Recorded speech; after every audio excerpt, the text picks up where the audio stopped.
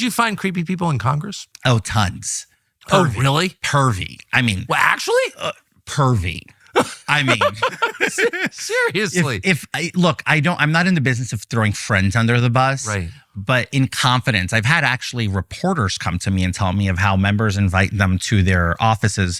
Oh, I have a scoop for you, and then make moves on them. In the office. In their office. There's some weird sex stuff going on in Congress now. I keep hearing about this. Was that your experience? My experience was that it's a dirty place. I bought up to, I can't believe I'm giving all of this. No, but I keep hearing this from like members that I know, and it's like, really? I bought up to Brian Stile, the chairman of the admin committee. One of my staffers, there's something called the cages in Congress, which is a storage units for us, right? Those are the congressional cages. Underneath in the basement of every congressional house office building. So I was in Longworth, and we're like, there's some stuff in the cages we might want to go check before we order supplies. And I'm like, the cages? That sounds pretty racy. I'm like, what's that? They're like, oh no, boss, it's the storage unit. I'm like, oh, okay, let me go there with you guys. He's like, no, boss, you shouldn't go there. I'm like, why? And he's like, well, there's some rumors. People are going out down there and having sex. I'm like, wait, is this serious?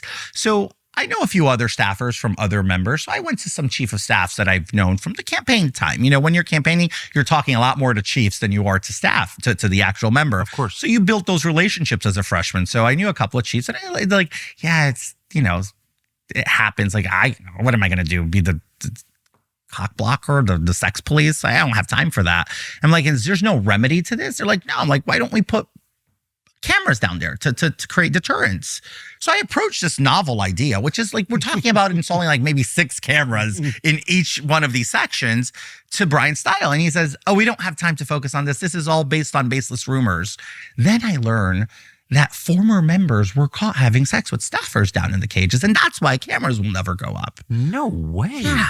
So this is what we're dealing with. I mean, the last place on earth I ever thought I'd have to deal with sex scandals was in the government building. But why in the government building? Like, everyone has a house, right? Can I tell you something? I think part of it is this dominance fetish problem that they have in DC. Interesting. What is that? It's the power. Like, we're in Congress. I'm a staffer of the Hill, and you're coming here to service me.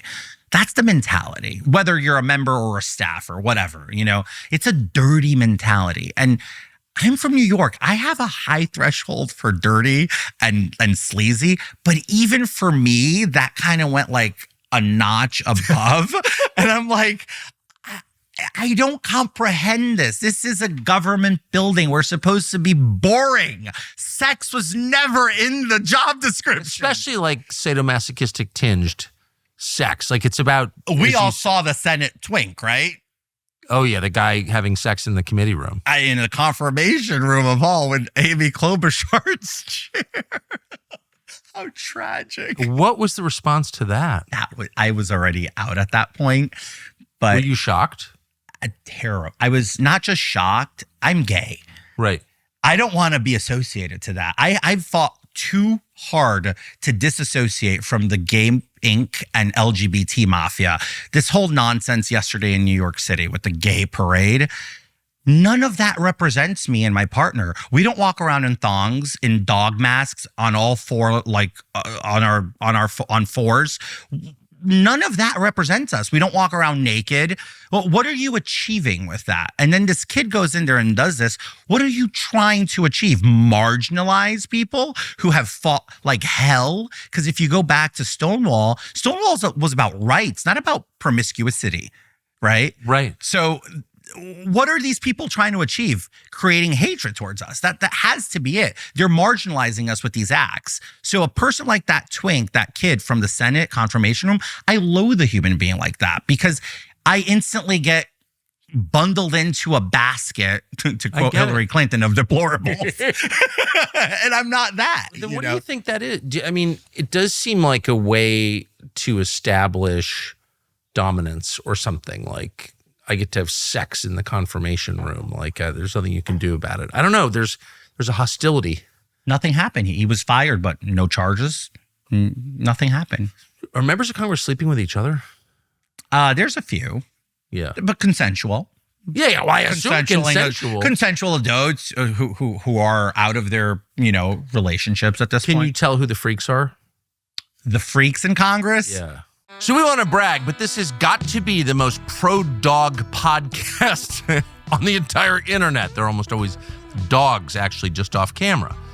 So dogs are non-negotiable. Dogs are the best, and people who love dogs really, really love them. We can relate. And so for that reason, we are thrilled to announce a new partner called Dutch Pet. It's the fastest growing telehealth service for your pets. It's on a mission to create affordable, quality veterinary care at any time, no matter where you are. They'll get your beloved pet what they need, and they do it at a high speed. And by the way, if you ever brought your dog to the vet, the dog doesn't like it.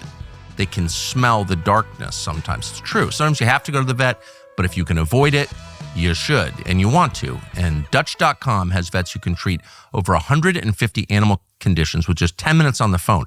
You never have to leave home. You never have to scare or upset your dog. No wasted time. You don't have to wait weeks for an in-office appointment, and you don't waste money.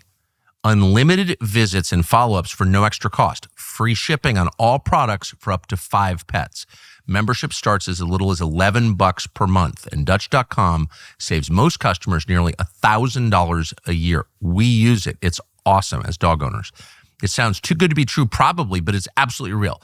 Visit Dutch.com/Tucker to learn more. Use the code Tucker for up to $50 off your veterinary care plan per year.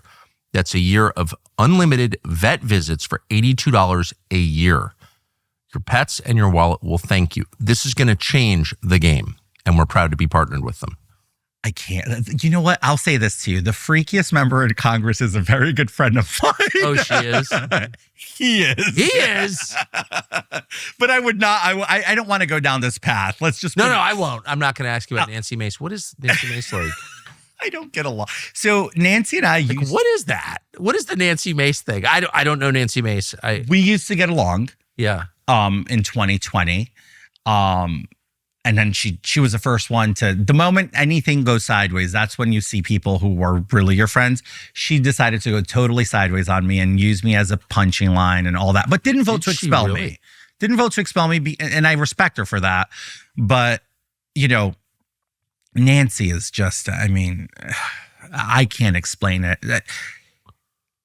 She seems very unhappy.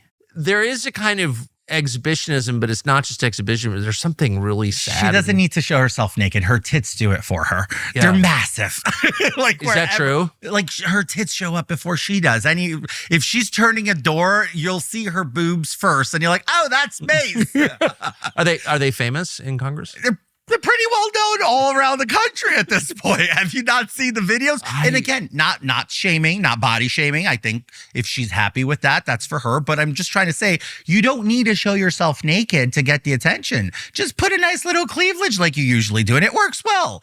Like if it's attention her currency, that's a fact.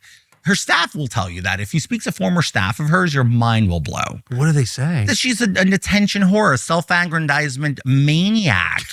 That's all they say. Every last one of her former staffers will say that. Every last one. Even by the standards of Congress. That's the scary part. They say that it goes beyond, and these are people who've worked for other people. Remember, we're all megalomaniacs. But for her to stand out, it's a very special situation. We're all megalomaniacs. That's not up for question. And if anyone tells you they're not, then they shouldn't be putting their name on a ballot, because it takes a special kind of megalomania. No, I totally agree. To say, pick me. I'm the best for you. No, I totally agree. I could never do that. It's like, although I think you'll be president one day. I don't think I'm the best. But I think, but nobody is the best. I'm not. But I think you will be. I feel sad. I just want to be super clear, because I know Nancy Mace will see this, and I have nothing against Nancy Mace, and I'm not attacking her at all.